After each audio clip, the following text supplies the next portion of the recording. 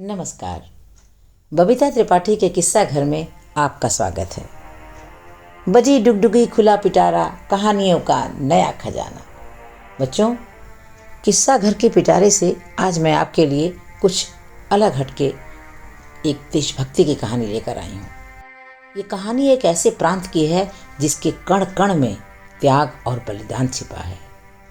जिस मिट्टी के कण कण में है गौरव गाथा अपरंपार, त्याग और बलिदान की धरती है वो बच्चों राजस्थान। ऐसी ही त्याग की मूर्ति एक थी हाड़ी रानी। चलो सुनाओ बच्चों तुमको उसकी आज कहानी।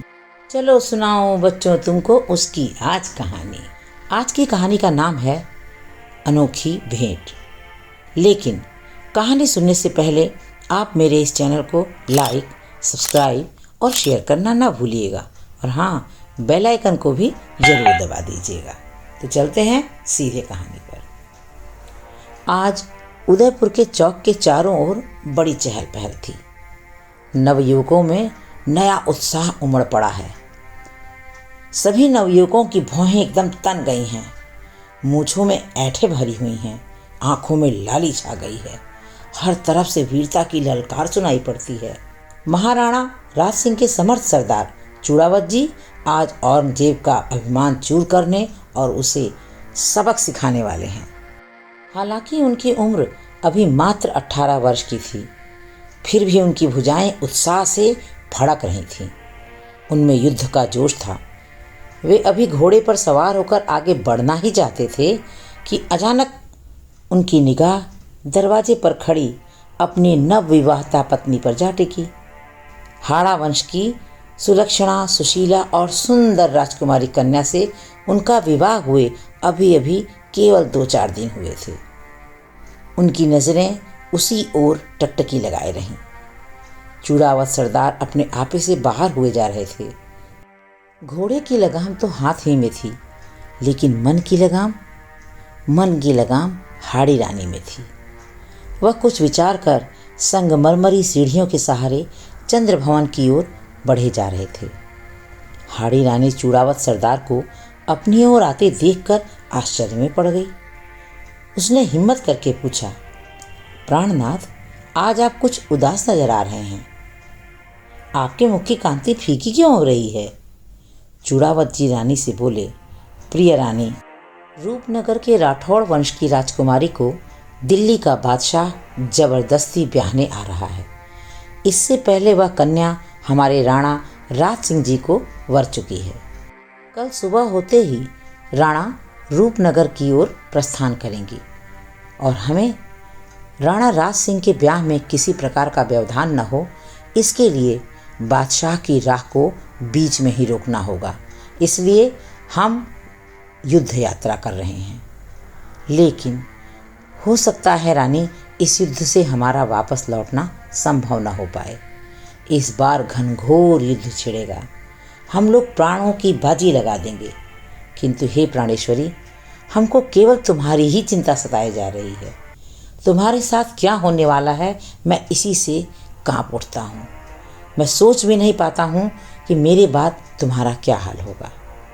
हाड़ी रानी ने चूड़ावत जी को धैर्य बढ़ाते हुए कहा, हे प्राणनाथ, ऐसे समय में सांसारिक सुखों को और बुरी वासना को मन में घर करने देना आप जैसे क्षत्रिय को शोभा नहीं देता।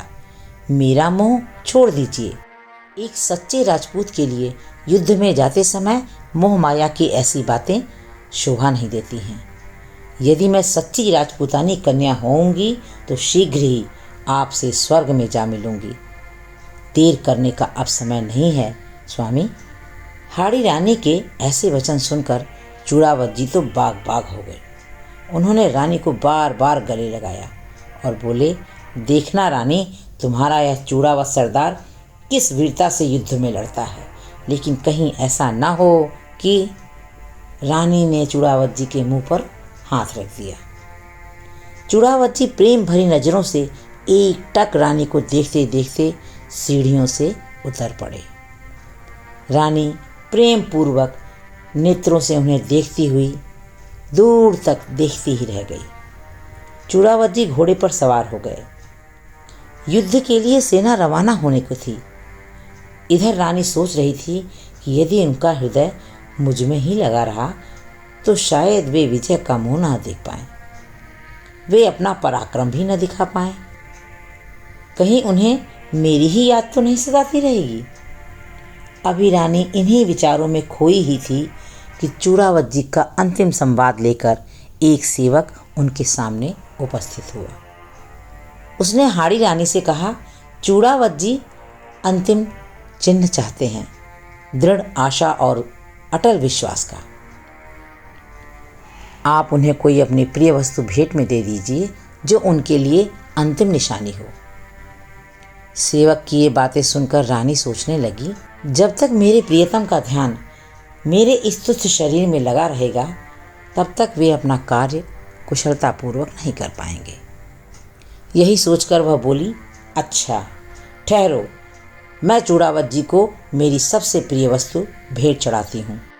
सेवक, मेरा यह शीश उन्हें दे आओ, क्योंकि जब तक मैं जीवित रहूँगी मेरे स्वामी का मन मुझ में ही लगा रहेगा, और अगर ऐसा हुआ तो यह मेरे लिए मर जाने के बराबर होगा।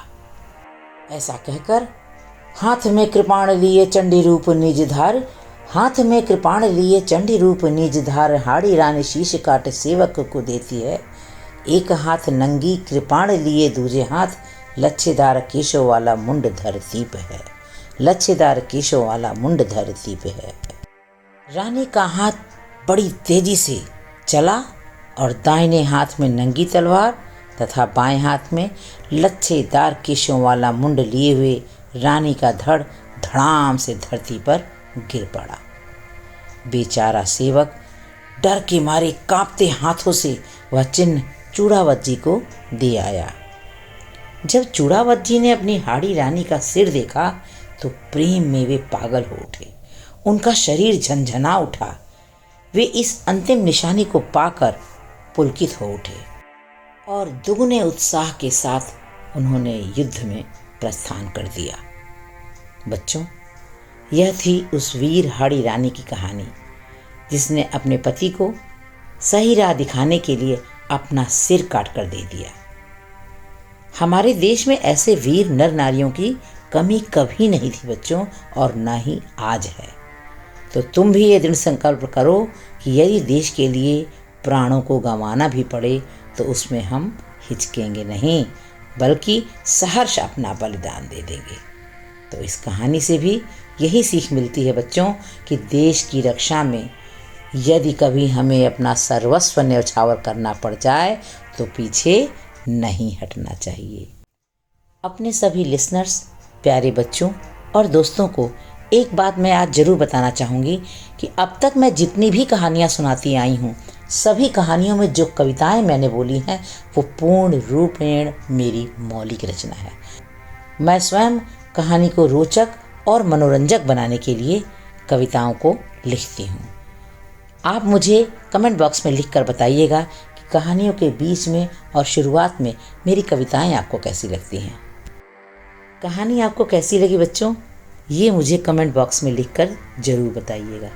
और हाँ, एक बार फिर से याद दिला दे रही हूँ कि इस चैनल को लाइक, सब्सक्राइब और शेयर करना ना भूलिएगा। ठीक है, आगे मैं आपके लिए और अच्छी अच्छी कहानियाँ लेकर ऐसे ही आती रहूँगी। तब तक के लिए गुड बाय, शब्बा खैर।